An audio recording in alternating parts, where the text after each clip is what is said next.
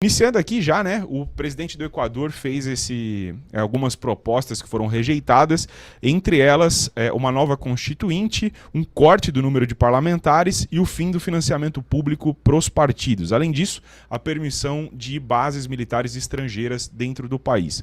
O povo negou essas propostas, o que já era esperado, né, porque são propostas ruins, e o Equador segue aí numa crise de segurança e com o enrijecimento do governo que vem sendo cada vez mais duro com a população. Diego, trazendo isso aí, é legal a gente comentar, porque aqui no Brasil a gente tinha pessoas, né, parlamentares, que estavam querendo essas bases militares estrangeiras, estavam querendo aí nova Constituição. Alguns diziam que queriam também essa questão do corte de parlamentares, mas desde que a Alma Mata permanecesse com eles, né? Até aumentar o número de ministros do Supremo queriam. Lembra que o Bolsonaro queria colocar 5 caras a mais lá, que é o que foi feito na Venezuela, que ele tanto critica.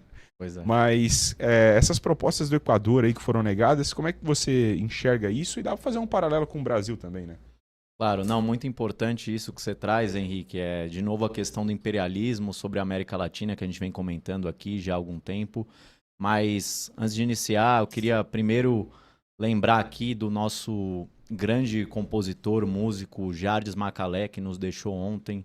Então aí toda a solidariedade à família, aos fãs, grandes Jardes Macalé. E contribuiu muito com a música brasileira.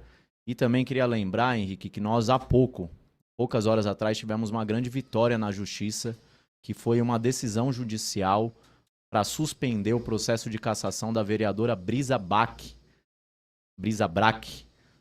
vereadora do PT em Natal, uma vereadora mulher, jovem, que vem fazendo um grande trabalho, que está sendo perseguida, né? Mais um processo de violência de gênero contra uma liderança feminina e feminista, mas a gente teve essa vitória, então Brisa fica, tamo contigo, Brisa. Abração, Brisa. Abração. Tamo junto. Vamos manter esse seu mandato popular, feminista, de luta em Natal, junto com tantas mulheres natalenses de luta, como a Fátima Bezerra, como a Natália Bonavides. Valeu, Opa. Brisa, nosso abraço. Até aproveitar, né? Antes da gente entrar nessa pauta do Equador, perguntar pra você, por que a direita no Brasil gosta tanto de tentar tirar as pessoas que trabalham? Né? Isso Viu? é curioso, né?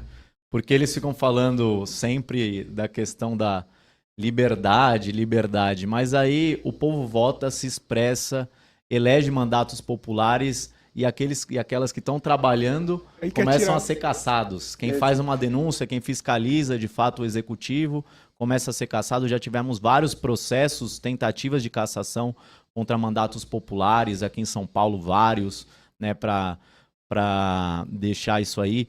Também tivemos lá no Paraná contra o Renato Freitas, que está sempre sofrendo um processo de cassação. Nossa deputada estadual Ana Júlia. Aqui tivemos contra a nossa vereadora Duda, lá em Ribeirão Preto. Tivemos o Matheus Siqueira, que chegou a ser cassado também no interior de São Paulo. E agora esse processo contra a Brisa, lá em Natal. E essas pessoas não fizeram nada, elas só falaram coisas que a direita não gosta, né? Ou fizeram denúncias que incomodam a direita de certa forma, e aí eles vão lá e o melhor método que eles têm é tirar a pessoa. Tirar. Vamos tirar. Né? Mas assim, o Eduardo Bolsonaro fora do Brasil lá, que não tá trabalhando há quase um ano, aí fica. Esse aí não pode ser caçado. Esse aí o povo brasileiro tá sustentando o cara nos Estados Unidos, tá pagando salário de deputado federal para ele estar lá nos Estados Unidos tramando contra o nosso país, tentando buscar taxas e sanções contra o Brasil, né? Eduardo fica, né? Na visão desse pessoal, aí fica, agora quem trabalha sai. Mandar um recado aqui pro nosso inimigo do povo brasileiro, Hugo Mota. Vamos caçar Eduardo Bananinha, hein? Vamos caçar Eduardo Bolsonaro, já passou da hora. Chega da gente sustentar esse salafrário traidor da pátria brasileira. Agora, entrando aqui, até o Eduardo Bolsonaro foi lá para El Salvador, né? Perto aqui do Equador que a gente está comentando. Ele ia ser recebido pelo presidente, acabou que não foi, tomou um bolo. Foi bizarro. O cara faz a viagem, vai para os Estados Unidos, só vai para país de extrema direita, não faz nada, tá vida boa aí com o dinheiro do povo.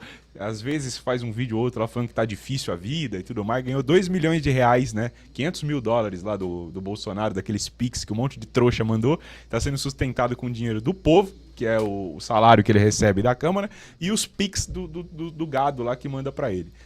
Vida boa, cara. O cara tá na vida boa, precisa ser caçado pra ontem. E entrando aqui na pauta do Equador, eu queria que você comentasse, porque o povo rejeitou essas propostas absurdas e bizarras, né, da extrema-direita do Equador. Ainda bem, Ainda bem, o povo é lúcido. Muito bom, né, Henrique? O povo é lúcido, né? Ele não é lúcido, essas lideranças aqui. E aí, cara, no Brasil já tentaram fazer coisas parecidas, né? Estão tentando ainda. Você vê que a família Bolsonaro, o sonho deles é colocar uma ditadura aqui. Né? Algo parecido com esse negócio aqui, né? Endurecimento do governo contra o povo, né?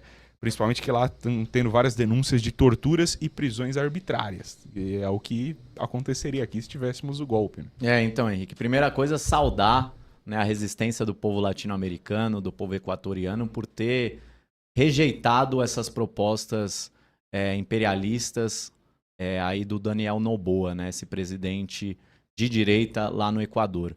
Mas para falar, Henrique, que isso, na verdade, vem de um processo que os Estados Unidos já apresentam há alguns anos de declínio da sua hegemonia a nível mundial, né? A gente vê a ascensão e o desenvolvimento da China, isso preocupa os Estados Unidos, e a gente sabe que os Estados Unidos sempre trataram a América Latina, aqui a América do Sul, como seu quintal, né? Sempre intervieram aqui com golpes militares. De maneira assumida, né? Eles já falaram isso. De maneira escancarada. Não é velado, não, é na cara. Então, diante desse declínio dos Estados Unidos, eles voltam mais uma vez a enxergar a América Latina como seu quintal. Há pouco tempo, nós tivemos a intervenção dos Estados Unidos nos sistemas de justiça aqui da América Latina para derrubar governos populares. Tivemos o processo de cassação, né? Tivemos o processo de impeachment de golpe contra a presidenta Dilma, e também houve participação do sistema judiciário dos Estados Unidos, treinando promotores da Lava Jato e tudo mais.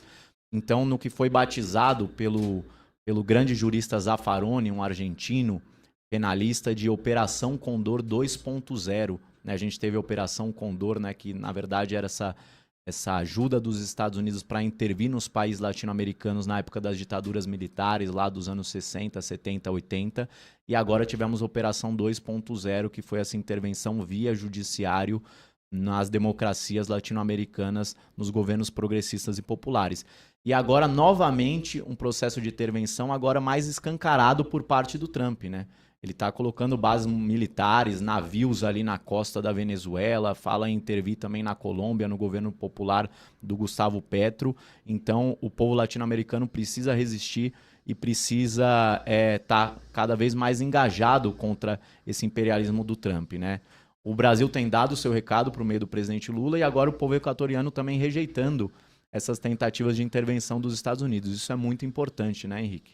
Não, total. E eu acho engraçado porque a direita pensa que os Estados Unidos invadindo aqui, ou sei lá, qualquer país, eles vão levar coisas boas, né? Como se eles estivessem preocupados com o nosso bem-estar. Claro. Eles estão preocupados com o bem-estar próprio, com a pátria deles. Os Estados Unidos são um país, se você for ver, né? Eles são um país que o povo lá é muito patriota. Eles estão preocupados, em primeiro lugar, com eles. Aqui no Brasil, quando a gente fala que é patriota e estende uma bandeira dos Estados Unidos, como aconteceu aqui, na realidade a gente só tá, assim, defender a intervenção americana é você defender o povo americano, não o povo próprio. Porque se eles invadirem aqui, eles vão estar pensando no interesse deles. Como foi na ditadura militar em 64, que teve, né, como você bem comentou, teve investimentos pesados aí dos Estados Unidos, de todas as frentes possíveis para que o golpe fosse concretizado. As tentativas de golpe aqui, a ditadura foi em 64, mas houveram tentativas falhadas de golpe anteriores a 64, que ainda bem que não funcionaram, mas também com a mão pesada dos Estados Unidos. E agora aqui no Brasil, um forte abraço aí. Claro, não tem nada a ver com isso, só mudando de assunto, um forte abraço, Sérgio Moro Dallagnol, né, grandes figuras da política brasileira merecem todo o nosso apreço aqui. E eu acho que cabe muito dar um abraço para eles nessa notícia tão importante, né? Sérgio Moro, forte abraço. A gente vai falar do Dallagnol mais tarde. Que a gente vamos falar do Dallagnol. Mas aí também para comentar aqui sobre a América Latina, aí, Henrique, eu acho que um fato importante que ocorreu nesse final de semana foi o primeiro turno das eleições no Chile, né? A gente teve aí, indo para o segundo turno, a Janete Jara, que é a candidata do Partido Comunista, também apoiada pelo atual presidente Gabriel Boric, contra um candidato de extrema-direita, o José Antônio Cast, que é mais um projeto de Bolsonaro, né? Nossa. Aí para a América Latina, alinhado com o Milei, alinhado com o Trump. Então nós temos que olhar com atenção para essas eleições que estão ocorrendo no Chile. Eu acho também, Henrique, que vale a gente olhar para o Chile pelo seguinte: lá a gente tem um governo progressista, que é o governo do Boric. A gente teve um processo de grande mobilização popular em 2019, quando o povo foi às ruas para defender uma nova constituinte, né, para substituir essa constituição do Pinochet, na verdade, que enfim, uma constituição que remete aos tempos da ditadura chilena, aquela ditadura do Pinochet. O povo foi às ruas e havia uma grande expectativa em relação ao governo de esquerda do Gabriel Boric. E, querendo ou não, ele adotou uma postura de moderação. No processo constituinte, ele não teve uma postura tão firme no sentido de buscar os direitos da população na Constituição.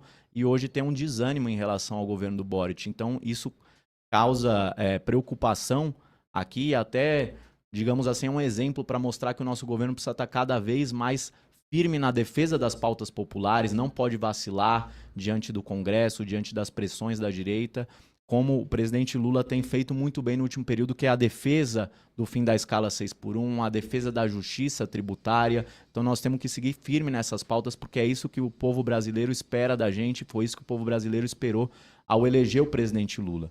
E eu acho que um outro fato em relação a essa questão do Chile, que vale a gente trazer para cá, e vale também a gente estudar com atenção, é que o Cast, que é esse candidato de extrema-direita, que foi agora para o segundo turno, ele está falando muito da questão da segurança pública. E segurança pública no discurso, mais uma vez, o discurso do ódio. O que ele está falando lá? Em expulsar imigrantes, que seriam, na cabeça dele, a causa dos índices de criminalidade no Chile. Então, de novo, é o ódio ao diferente, é a xenofobia imperando, como se expulsar os imigrantes ia trazer mais segurança, né? Então você vê que tem um alinhamento com a política do Trump lá nos Estados Unidos, que é esse financiamento da polícia ICE, que é a polícia migratória dos Estados Unidos, para expulsar o povo migrante que trabalha, paga seus impostos, muitos latino-americanos que estão sendo expulsos barbaramente, e brasileiros também, diga-se de passagem, que estão sendo expulsos barbaramente dos Estados Unidos, estão sendo separados das suas famílias, dos seus filhos. O povo tem receio de levar seus filhos na escola, porque podem a qualquer momento ser capturados pela ICE e ser presos, né, e deportados.